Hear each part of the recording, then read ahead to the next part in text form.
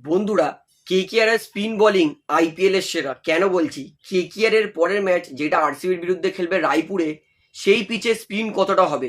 Batting pitch না bowling pitch? ফিন অ্যালেনকে কিন্তু KKR আরো 3 বছরের জন্য রিটেন করতে চলেছে। কেকেআর প্লে অফসে পৌঁছাবে? কি ভবিষ্যৎবাণী করছে আকাশ চোপড়া? পাথিরানা কি এর পরের ম্যাচে খেলবে? কি বলছে নিজের মুখে পাথিরানা?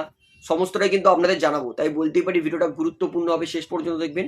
এবং যারা চ্যানেল নতুন আছে সকলকে একটাই অনুরোধ করে রাখবো, যেহেতু এখানে আপনারা খেলার সমস্ত রকম আপডেটস পেয়ে যাবেন, তারা অবশ্যই পাবলিক ভিউ কলকাতা চ্যানেলটিকে সাবস্ক্রাইব করে বেল আইকন প্রেস করে অল করে রাখবেন।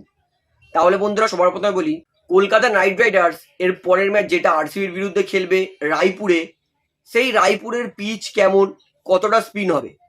এই মুহূর্তে রায়পুরে এই 3টে পিচ তৈরি করা হয়েছে, যেটা একদমই বোঝা যাচ্ছে ফ্রেশ পিচ, ইউজ নয়। এবং ফ্রেশ পিচ মূলত পেস বোলারদেরই কিন্তু হেল্প করে। সেটা আলাদা কথা, ফ্রেশ পিচেও অনেক সময় স্পিন হয়, কিন্তু তার জন্য পিচটা ক্র্যাক বেশি থাকতে হবে। পিচটা একটু ডাস্টি হলে তাহলে কিন্তু স্পিনাররা হেল্প পাবে। যেহেতু রায়পুরে আরসিবি কয়েকটা ম্যাচ নিজের হোম গ্রাউন্ড বানিয়েছে, তাই যতদূর মনে হচ্ছে আরসিবি তাদের কিন্তু মূল অস্ত্র হচ্ছে পেস অ্যাট্যাক। তাই রায়পুরে কিন্তু আমরা পেস দেখতে পারি। তাই যেহেতু ফ্রেশ পিচ, নতুন পিচ, তাই এর সম্ভাবনাটা খুবই কম যে স্পিন কেকেআর পেতে পারে। তবে ভারতের পিচ, রায়পুরে কালোমাটির পিচ, মানে যেটা আমাদের ইডেন গার্ডেনে আছে, বাউন্স হয়। যদি স্পিন সামান্য পেতে পারে কেকেআর, তাহলে তো কেকেআরকে কিন্তু আটকানো খুবই ডিফিকাল্ট। তবে রায়পুরের এই পিচে কেকেআর স্পিন তুলনামূলক কম পাবে, যেটা আমার মনে হচ্ছে। কারণ আনইউজ পিচে তো খেলবে, 3টে ফ্রেশ পিচ, ব্যবহার পিচে খেলবে না।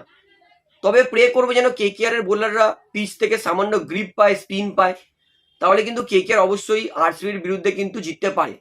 আর যারা বলছিল যে কেকেআর স্পিন খেলা প্লেয়ার নেই, রিঙ্কু সিং, ক্যামেরুন গ্রিন আর লাস্ট ম্যাচে ফিন অ্যালেন ব্যাটিং করে দেখিয়ে দিয়েছে যে কেকেআর দলেও স্পিন খেলার ভালো ভালো প্লেয়ার আছে। তো বর্তমানে রায়পুরের পিচ দেখে যা মনে হচ্ছে, রায়পুরের পিচে কিন্তু স্পিন সামান্য কম হবে।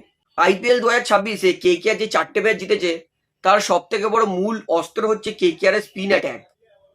এই আইপিএল এর সর্বাধিক কলকাতা নাইট রাইডার্স হাইয়েস্ট 28টা উইকেট নিয়েছে। এই সিজনে কোনো দল স্পিনে এত উইকেট নেয়নি। তাই এই বছর কেকেআর তাদের কিন্তু ম্যাচ জেতার মন্ত্র স্পিন টু উইন। তাই যেহেতু রায়পুরের পিছে সামান্য স্পিন কম হতে পারে যেটা মনে হচ্ছে, তো কেকেআর এর স্পিন বোলারদের মধ্যে ক্ষমতা আছে। তবুও আশা করবো যদি আরসিবির বিরুদ্ধে কেকেআর 180-র মধ্যে আরসিবিকে আটকাতে পারে, অবশ্যই কেকেআর কিন্তু জিততে পারে। এইবারে বলি, কেকেআর ফ্যান্সদের জন্য খুবই ভালো খবর, কারণ ফিন অ্যালেন কেকেআর এর ওপেনার, আরো 3 বছরের জন্য কেকেআর কিন্তু তাকে রিটেন করতে চলেছে। কারণ বহু বছর পর কোনো এক ওপেনার কেকেআর এর জন্য এত ভালো খেলছে। লাস্ট খেলেছিল ফিল সল্ট। তো আমি বলবো, যেহেতু ফিন অ্যালেনকে কেকেআর মাত্র 2 কোটি টাকায় কিনেছিল, তাই ফিন অ্যালেন এর পরের বছরও রেখে দিই কেকেআর। কারণ এত কম দামে এত বিধ্বংসী প্লেয়ার কেউ পাবে না, কেকেআর খুঁজলেও পাবে না। তো এই বিষয়ে আপনার বক্তব্য কি? ফিন অ্যালেনকে রাখা উচিত না ছেড়ে দেওয়া উচিত, সেটা আমাকে অবশ্যই কমেন্টে জানাবেন। এইবারে বলি, পাথিরানা কিন্তু কেকেআর দলে খেলার জন্য মুখিয়ে রয়েছে। পাথিরানা এক ইন্টারভিউতে তিনি কিন্তু বলেছে যে এই মুহূর্তে আমি পুরোপুরি সুস্থ, আমি অপেক্ষা করছি শুধুমাত্র আমার সুযোগ পাওয়ার জন্য। সুযোগ পেলে আমি নিজের সেরাটা দেবো। কেকেআর দলে খেলাটা আমার জন্য গর্বের। তো পাথিরানা কিন্তু বলে দিয়েছে তিনি এই মুহূর্তে সুস্থ আছেন এবং কেকেআর এর জন্য খেলার মতো ফিট আছেন, তিনি খেলতেও চান। তো পাথিরানার দিক থেকে তো পুরো ক্লিয়ার যে তিনি সুস্থ, কোনো আর সমস্যা নেই। তবে এই মুহূর্তে সব থেকে বড় প্রশ্ন, কেকেআর নিজের কি দল উইনিং কম্বিনেশন কি ভাঙবে? কারণ কেকেআর যে 4টে বিদেশি খেলাছে, সেটা হচ্ছে Finn Allen, Cameron Green, Rovman Powell আর সুনীল নারিন। 4জনে কিন্তু ভালো খেলছে। যদিও রোবমান পাওয়াল তিনি বোলিং ব্যাটিং শেষ 2টা ম্যাচে পাননি, তবুও রোবমান পাওয়াল কিন্তু ব্যাটিংয়ে দেখিয়েছেন যে তিনি ফর্মে আছেন। এবং কেকেআর কিন্তু পেস বোলার কার্তিক ত্যাগী, বৈভবরা তাও ঠিকঠাক করছে। অর্থাৎ আমার মনে হয় না যতক্ষণ না কেকেআর হারবে, ততক্ষণ আমার মনে হয় না যে পাথিরানা খেলার সুযোগ পাবে। তো এর পরের ম্যাচেও আরসিবির বিরুদ্ধে আমার মনে হয় না পাথিরানা প্লেইং 11-এ খেলবে। তো আপনি কি পাথিরানাকে প্লেইং 11-এ খেলতে দেখতে চান? আপনার মতামতটা আমাকে কমেন্টে জানাবেন। এইবারে বলি, হঠাৎ করে ক্রিকেট এক্সপার্টরা নিজের মতামত বদলাতে শুরু করে দিয়েছে।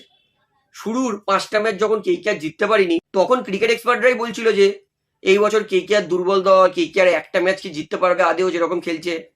সাডেনলি যখন কেকেআর 4টের মধ্যে 4টে জিতেছে আর ভালোভাবে জিতেছে, তখনই ক্রিকেট এক্সপার্টরা বলছে যে কেকেআর কিন্তু প্লে অফসে পৌঁছাতে পারে। কারণ কেকেআর যেরকম ভাবে খেলছে, যদি কেকেআর আপকামিং 4টের মধ্যে 4টে জিতে যায়, কাজটা কঠিন, কিন্তু যদি জিতে যায় তাহলে কিন্তু কেকেআর প্লে অফসে পৌঁছাবে। এবং কিছু কিছু এক্সপার্ট কিন্তু কেকেআরকে প্লে অফসে আবার কনসিডার করছে, যেটা কিন্তু একটা বিশাল বড় ব্যাপার কেকেআরের জন্য। কারণ যেইখানে কেকেআর প্রথম ম্যাচ জিতবে কিভাবে কেউ জানতো না, সেখানে কেকেআর সমস্ত এক্সপার্টকে এটা বলতে বাধ্য করিয়েছে যে কেকেআর হয়তো প্লে অফসে পৌঁছাবে। তো দেখুন, খেলায় হার জিত আছে। কেকেআর 4টে ম্যাচ পরপর জিতেছে, আরও 4টে ম্যাচ পরপর জেতা কিন্তু খুবই ডিফিকাল্ট।